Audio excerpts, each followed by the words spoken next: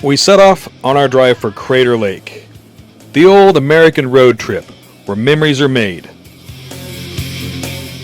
This part of the American dream is still alive and strong. The ability to take a few days off of work, hop in your car, and hit the road. Turn on some of your favorite tunes and let it ride.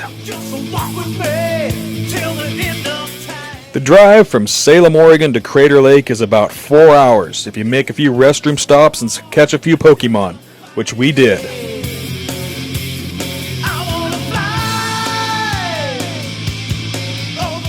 Our first major stop was a tiny hotel in a tiny town called Chalmette, Oregon. This is the Dawson House Lodge. According to OregonHauntedHouses.com, the Dawson House Lodge was listed as one of 30 hotels in Oregon that are really haunted. Another haunted hotel on this list was Wolf Creek Inn. And I've got an entire video on that hotel on this YouTube channel. So check it out. And later I'll have an entire video on this hotel. And you can watch both of those videos to find out if these hotels are really haunted. But for now, let's head to Crater Lake. The drive from Chalmette, Oregon to Crater Lake will take you down two highways. Down US 97 South, and then Oregon Highway 138 West. Both of these highways look like they just go on forever in a solid straight line, never ending. But the drive's actually only about 45 minutes long. Before heading to Crater Lake, we actually called the number listed on www.nps.gov.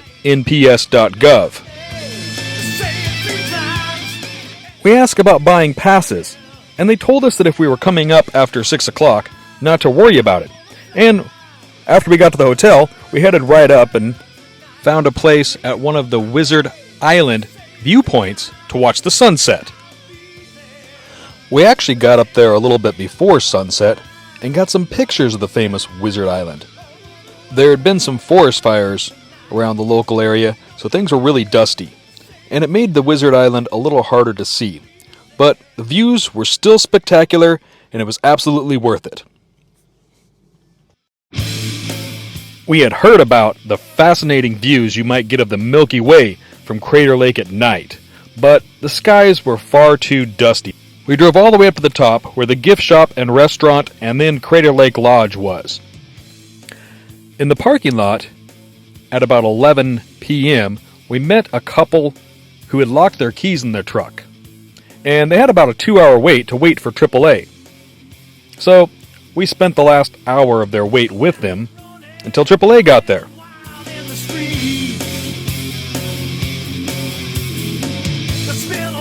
And even though there was ash and dust everywhere, we still got some really great shots.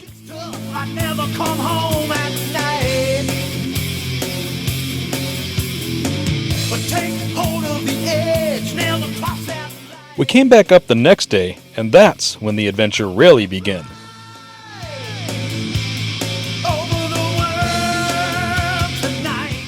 And this time, we got to take some shots of Wizard Island in the daytime.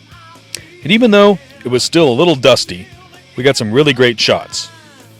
According to Wikipedia, Wizard Island is a volcanic cylinder cone which forms an island at the west end of Crater Lake.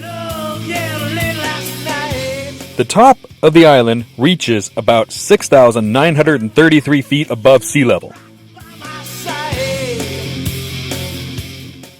That's about 755 feet above the average surface of the lake.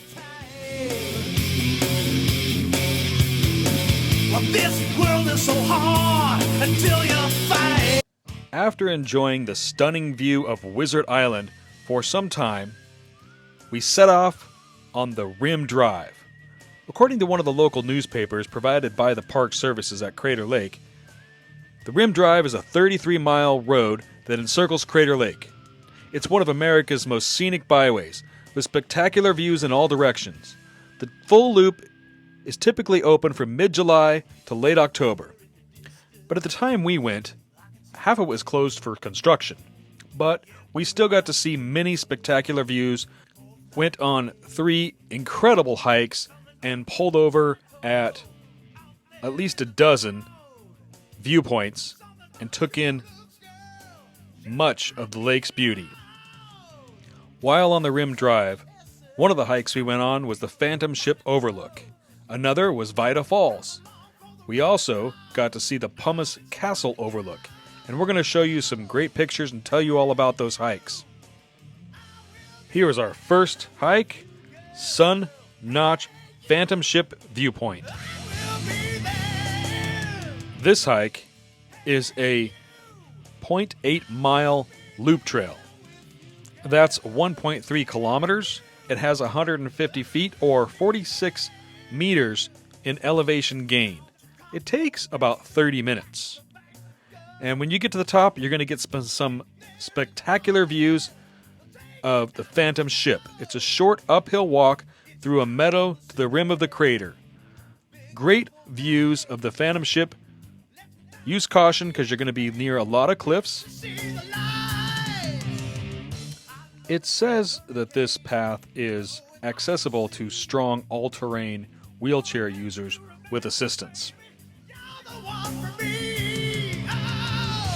Phantom Ship Overlook. Nestled against the shore, Crater Lake's other island escapes detection by many park visitors. Though it resembles a small sailboat, the island is tall as a 16-story building.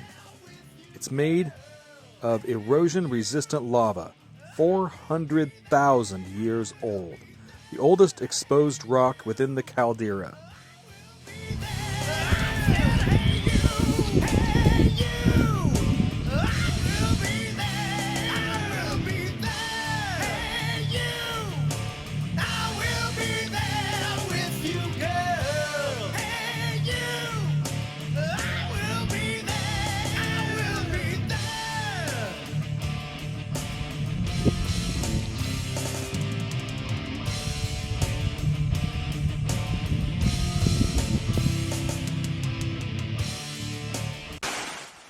Another one of the beautiful sights to see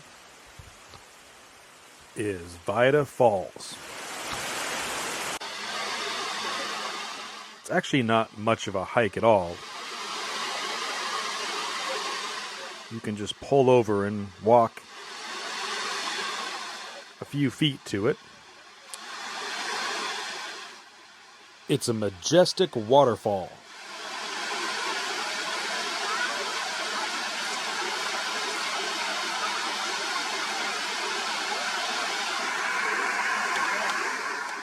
This spring-fed roadside waterfall tumbles over a glacier-carved cliff and drops 100 feet, 30 meters, over a series of ledges. In summer, wildflowers flourish in the cascade spray.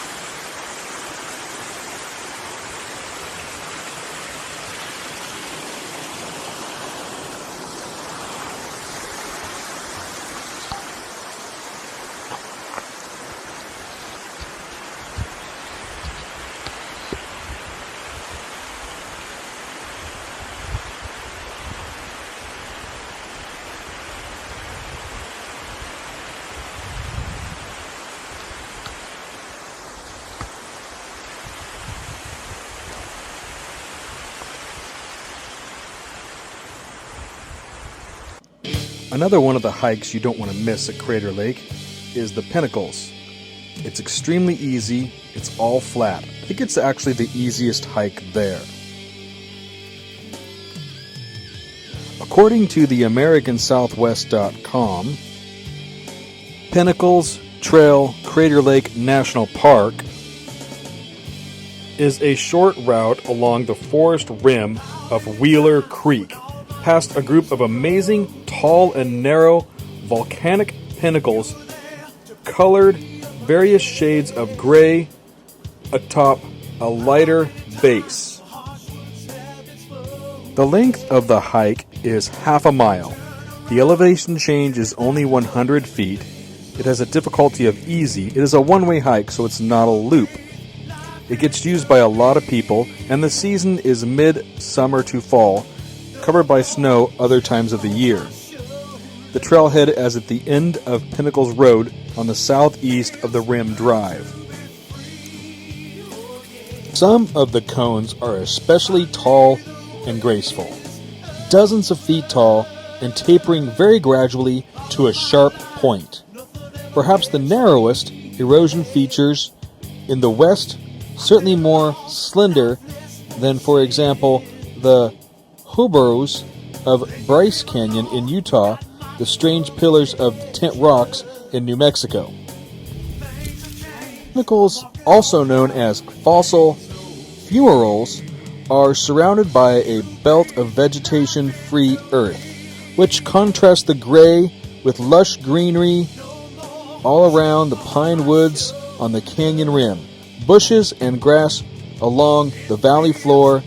They may be viewed from the overlooks at the end of the access road along the half-mile Pinnacles Trail that follows the valley further downstream, soon exiting the national park, meeting a forest track. This is a very short hike, but popular, going to the unusual geology. The path stays close to the rim, giving you views of a few other groups of formations and distant spears on the far side of the adjacent Sand Creek. But the band of eroded rocks soon gives way to a brushy hillside, and the trail reaches the park boundary marked by the gate and the remains of an old national park sign. The route continues as FR 23049 and 9735, crossing a part of the Wilhelmina National Forest for 11 miles to an intersection with US 97, though there's little of interest to see after the Pinnacles.